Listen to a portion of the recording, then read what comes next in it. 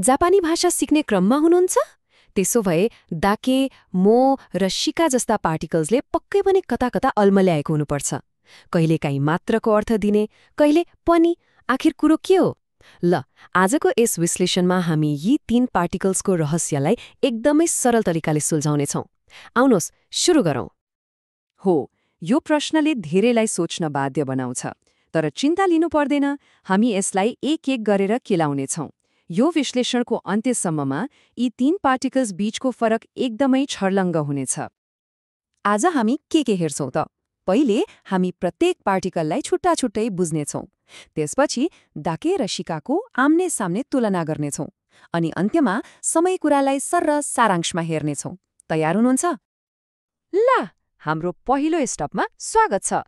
सुरु गरौँ सबैभन्दा सामान्य र सोझो पार्टिकलबाट, डाके अर्थात् डाके। मात्र वा केवल भन्नुपर्दा धेरै जसो अवस्थामा यही प्रयोग हुन्छ। दाकेको मुख्य काम भनेको कुनै कुरामा सीमा तोक्नु हो, मानौ एउटा घेरा लगाउनु जस्तै। यसले कुनै विशेष जोड दिँदैन, बस भन्छ, यति मात्र, त्योभन्दा बढी वा कम होइन। यो एकदमै तटस्थ छ। यसको बनावट पनि एकदमै सजिलो छ। कुनै नाउन वा वर्बको पछाडि दाके जोड्ने। र यहाँ एउटा सुनौलो नियम छ, याद राख्नुहोला है। दाकेपछि आउने क्रियापद सधैँ सकारात्मक अर्थात् पोजिटिभ हुन्छ। यो कुरा पछि शिकासँग तुलना गर्दा एकदमै महत्त्वपूर्ण हुन्छ। ल, एउटा उदाहरण हेरौँ। हितोरी दाके किमस्ता। यहाँ हितोरी अर्थात् एक व्यक्तिमा दाकेले सीमा लगायो। यसको सोझो अर्थ हो एकजना मात्र आए। 2 जना होइन, 3 जना होइन, मात्र 1 जना। बस एउटा जानकारी दियो, त्यति हो। अर्को उदाहरण हेरौँ। कोनो मिसे वा निचियोबी दाके या सुमिदेश। यहाँ दाकेले निचियोबी अर्थात् आइतबारलाई छुट्यायो। मतलब पसल सोमबार मङ्गलबार खुल्छ, तर आइतबार मात्र बन्द हुन्छ। यहाँ पनि यो एउटा सिधा र तटस्थ तथ्य हो। ल, दाकेले त सीमा तोक्ने काम गर्यो। अब हाम्रो दोस्रो पार्टिकल मोमा जाउँ। यसले चाहिँ ठ्याक्कै उल्टो, थप्ने काम गर्छ। यसको सामान्य अर्थ पनि वा समेत हुन्छ। अब मोको 2वटा दामी प्रयोग छन्।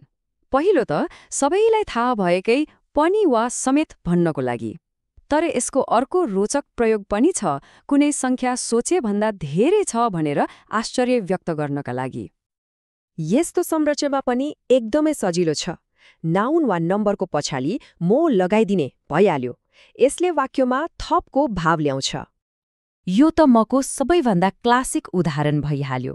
वताशी अर्थात् मा मो जोडेपछि म पनि भन्ने अर्थ लाग्यो। अरू कोही जाँदैछ र म पनि त्यो समूहमा थपिँदैछु। अब यो उदाहरण चाहिँ साँच्चै रोचक छ। यहाँ मित्सु अर्थात् 3वटा पछि मो आएको छ। यसको अर्थ मैले 3वटा स्याउ खाएँ मात्र होइन। यहाँ आश्चर्यको भाव छ। ओहो, मैले त 3-3वटा स्याउ पो खाएँ।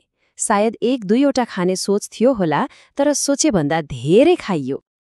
र अब त्यो पार्टिकलको पालो जसले धेरैलाई अलमलमा पार्छ, शिका। यसले पनि मात्र भन्ने नै अर्थ दिन्छ, तर यसको भाव र व्याकरण दाके भन्दा आकाश जमिनको फरक छ। अब चाहिँ एकदमै ध्यान दिनुस् है। हो, यही नै सबैभन्दा महत्त्वपूर्ण नियम हो। शिका प्रयोग गर्दा वाक्यको अन्त्य सधैँ नकारात्मक नेगेटिभ हुनैपर्छ, जस्तै शिमासेन वा नाइ। यसले यति मात्र छ र त्यो बाहेक अरू केही पनि छैन भन्ने एकदमै बलियो र सीमित भाव दिन्छ। यो संरचनालाई दिमागमा ट्याटु हान्नुहोस्। नाउन, त्यसपछि शिका र त्यसपछि अनिवार्य रूपमा नेगेटिभ वर्ब। शिका र नेगेटिभ वर्ब यस्ता साथी हुन् जो कहिले छुटिँदैनन्। शिका देखे बित्तिकै वाक्यको अन्त्यमा नेगेटिभ वर्ब खोजिहाल्नुहोस्। अघिको दाकेको उदाहरण याद छ? हितोरी दाके किमास्ता। त्यो कस्तो सिम्पल थियो। तर यहाँ हितोरी शिका इमासेनको अर्थ हो एकजना मात्र छन्, अरू कोही पनि छैन। यहाँ एक प्रकारको अभाव वा कमीको भाव लुकेको छ। यो पैसाको उदाहरणले स्काको भावलाई अझै स्पष्ट पार्छ। यो मसँग 100 येन छ भने जस्तो होइन। यो त हाई, मसँग 100 येन बाहेक अरू पैसा नै छैन भने जस्तो हो। यहाँ सीमितता र अभावको भावना एकदमै प्रष्ट देखिन्छ। ल त, अब सुरु हुन्छ असली मुकाबला, अ डेके भर्सेस शिका शोडाउन। यी दुई मात्रलाई आम्ने सामने राखेर हेर्दा यिनीहरू बीचको फरक पानी जस्तै छर्लङ्ग हुन्छ। यसलाई यसरी सोचौं, दाके सकारात्मक र तटस्थ छ, जस्ट भने जस्तै। यसले केवल हो यति छ भन्छ। तर शिका, जो सधैँ नेगेटिभ वर्बसँग आउँछ, उसले यति बाहेक अरू केही छैन अर्थात् नथिङ बट भन्ने कडा र सीमित भाव दिन्छ। यो वाक्यलाई हेरौं, मिजु डाके नोमिमासु। यो एउटा सामान्य वस्तुगत कथन हो। यसको अर्थ म पानी मात्र पिउँछु भन्ने हुन्छ। यो सुन्दा एकदमै सिम्पल लाग्छ हैन? बस एउटा जानकारी दियो। र अब हेर्नुहोस् कसरी अर्थ पुरै परिवर्तन हुन्छ। मिजु शिका नोमिमासेन, नेगेटिभ क्रियापद आयो नि, यसको अर्थ हो म पानी बाहेक अरू केही पनि पिउँदिन। यो अब सामान्य जानकारी रहेन। यो त एउटा बलियो छनोट, नियम वा बाध्यता जस्तो सुनिन्छ। पानी नै एकमात्र विकल्प हो। ल, अब एउटा सानो अभ्यास गरौँ है त। वाक्यको अन्त्यमा हेर्नुस् त, क्रियापद छ हानासेमासेन, जुन नेगेटिभ हो। त्यसो भए नेगेटिभ क्रियापदको मिल्ने साथी को हो त? हो, एकदमै सही, शिका। निहोङ्गो शिका हानासेमासेन। ल, हामीले सिकेका सबै कुरालाई एकै ठाउँमा माटोमेरो गरौँ, अर्थात् सारांश निकालौँ। यो भविष्यको लागि एउटा उपयोगी चिटसिट जस्तै हुनेछ।